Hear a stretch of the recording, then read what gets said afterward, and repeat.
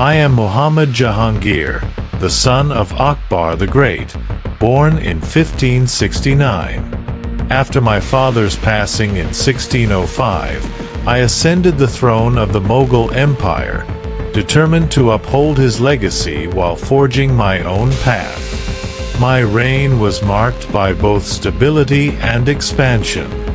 I led campaigns to consolidate Mughal authority, subduing Muir, where the valiant Rana Amar Singh finally submitted to my rule. In the Deccan, I continued my father's ambitions, bringing Ahmadnagar under control after capturing Malik Amber's strongholds. My forces also expanded Mughal influence into Kangra in the Himalayas, securing strategic fortresses.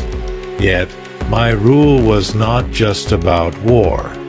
I took great interest in justice and administration, ensuring that my empire remained strong and prosperous. I established the famous chain of justice outside my palace, allowing any subject, no matter how humble, to seek redress directly from the emperor. I encouraged trade and diplomacy, welcoming emissaries from the Persians, Ottomans, and the English, strengthening the empire's global connections. My love for art and culture flourished during my reign. Mughal painting reached new heights under my patronage, with detailed miniatures depicting courtly life, nature, and historical events. I commissioned grand structures, including my beloved Shalimar Gardens in Kashmir and the Akbar's tomb in Agra, an exquisite marble mausoleum that inspired later Mughal masterpieces.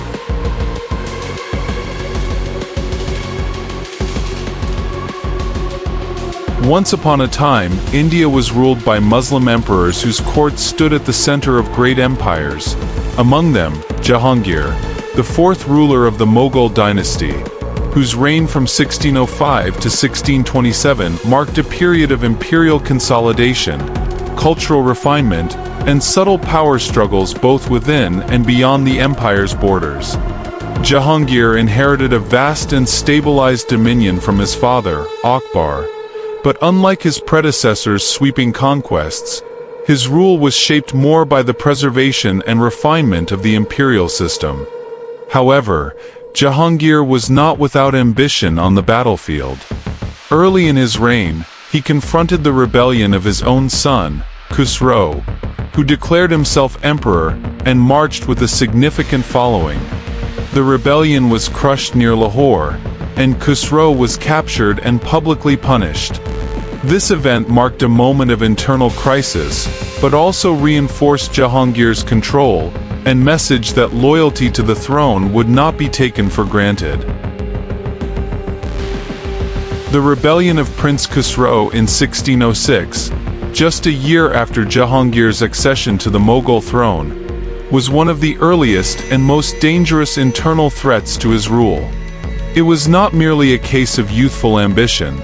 It revealed the deep fractures in the imperial family and the vulnerability of succession in even the most stable of empires.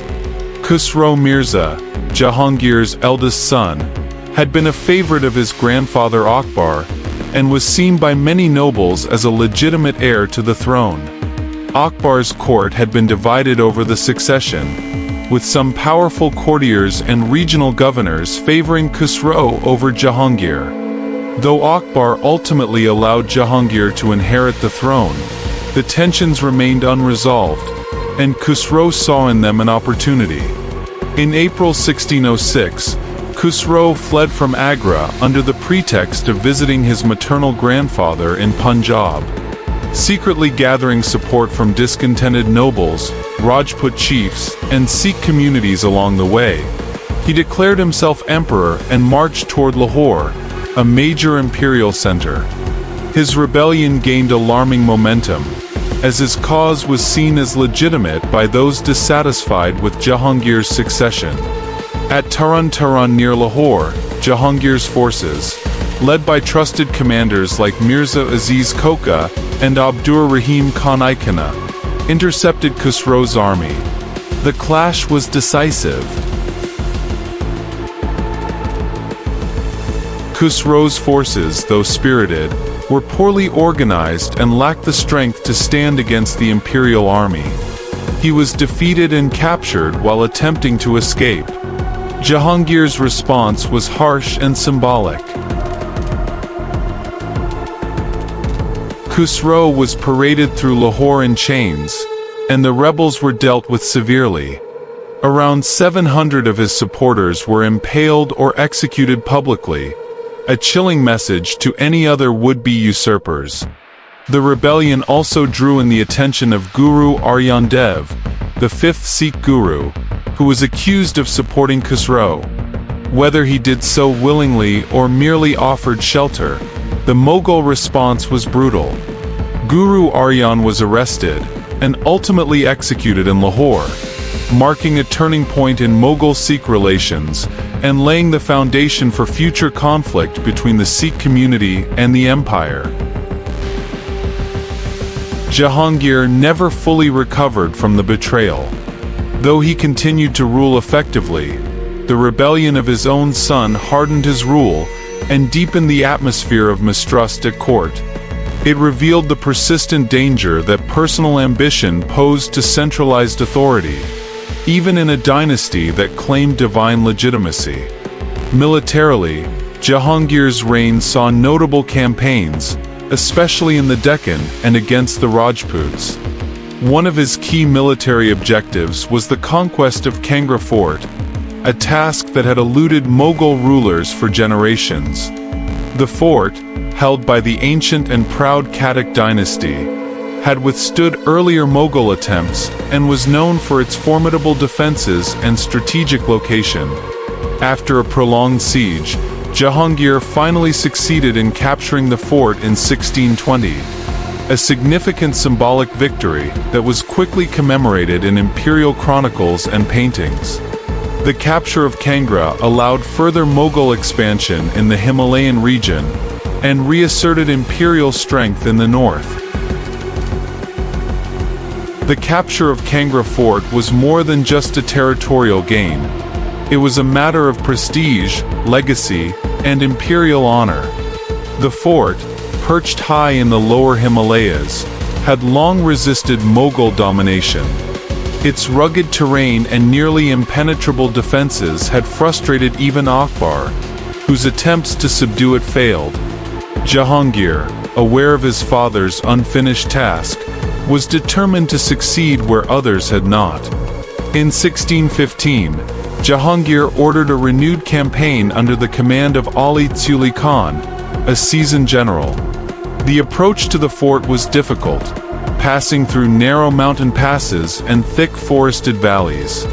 The Katak ruler, Raja Hari Chand, refused to submit and prepared for siege. Mughal forces blockaded the stronghold, cutting off supplies and waiting for exhaustion to set in. But the fort's defenders held firm for months, forcing the Mughals into a long and patient operation. Jahangir, never one to leave a symbolic battle in the hands of others, personally traveled north and camped near the fort in 1620 to oversee the final phase of the campaign. His presence was as much a political statement as a military move. The emperor recorded in his memoirs how he witnessed the natural beauty of the region, and even had paintings made of the surrounding landscape, but always with the looming objective of conquest in mind. When the fort finally surrendered, Jahangir entered Kangra in triumph.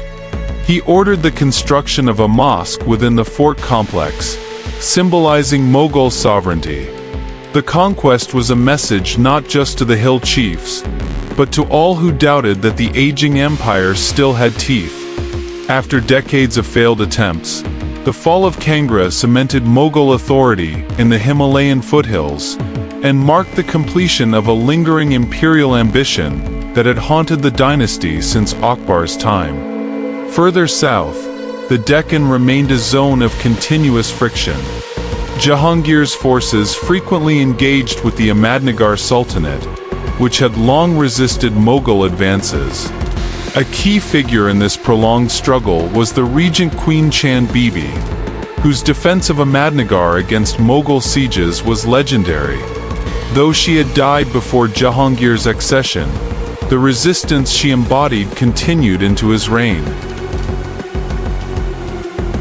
The struggle for Ahmadnagar persisted, and though parts of it were eventually annexed into the Mughal fold, full control of the Deccan remained incomplete and costly, revealing the difficulty of imposing authority in a region ruled by fierce independence and shifting alliances. Aside from warfare, Jahangir's reign is also remembered for its remarkable developments in justice and administration. He introduced the famed chain of justice, a golden chain suspended with 60 bells outside the Kangra Fort, which any subject could pull to seek direct judgment from the emperor. While historians debate how often it was truly used, its symbolism was powerful, a gesture of royal accountability in a vast and complex empire. Jahangir's interest in governance also extended to environmental laws and public morality. He issued edicts to protect certain animals, regulated the consumption of alcohol in the court, and maintained tight control over imperial officials. His memoirs, the Tazk-e-Jahangiri, while self-indulgent in tone, also document the administrative and political mechanisms of his empire, from taxation policies to border issues and the nuances of regional governance.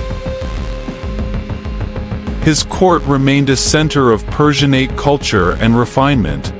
Though not a military conqueror in the mold of Babur or Akbar, Jahangir patronized the arts to a degree unmatched in the dynasty. Mughal painting flourished during his reign with an emphasis on naturalism, portraits, and detailed miniatures depicting court life, flora, and fauna. Observations of European travelers and emissaries, such as those from the British East India Company, describe his court as lavish, disciplined, and curious about the world beyond India's borders. Still, his reign was not without instability.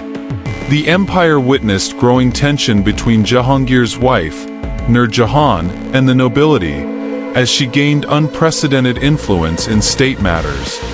Her dominance, alongside her family, in court appointments and decisions led to factionalism.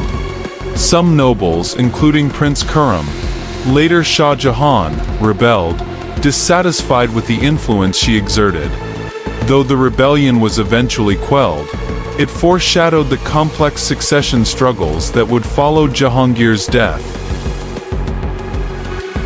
Jahangir's reign, often judged as one of leisure and artistic indulgence, was in truth a delicate balancing act between maintaining imperial authority and adapting to the ambitions of a maturing empire.